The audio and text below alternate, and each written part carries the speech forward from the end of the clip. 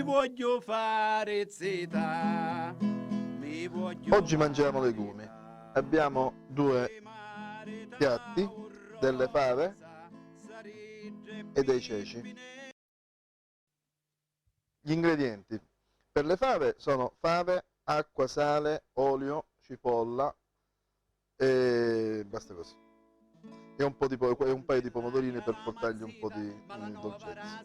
Per i ceci, allo stesso, sempre un soffritto di cipolla e pomodorino, acqua, sale, olio e i ceci. Nella fase di servire un po' di prezzemolo non guasta mai nei ceci. Entrambi sono stati messi in ammollo per circa 12 ore, dopodiché sgocciolati e messi a bollire. Prima abbiamo preparato un soffritto di cipolla e pomodorino e dopodiché abbiamo aggiunto l'acqua e messo a bollire le fave da sole ovviamente e i ceci in un altro posto.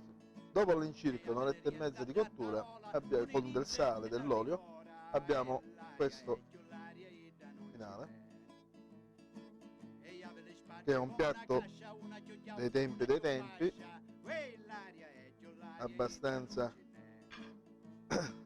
nutritivo, che in passato i nostri popoli proprio se ne servivano altamente, si nutrivano molto di queste. Il piatto già così è pronto, va soltanto servito con un filo d'olio fresco.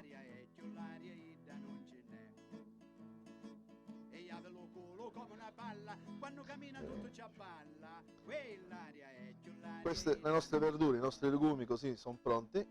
Buon appetito.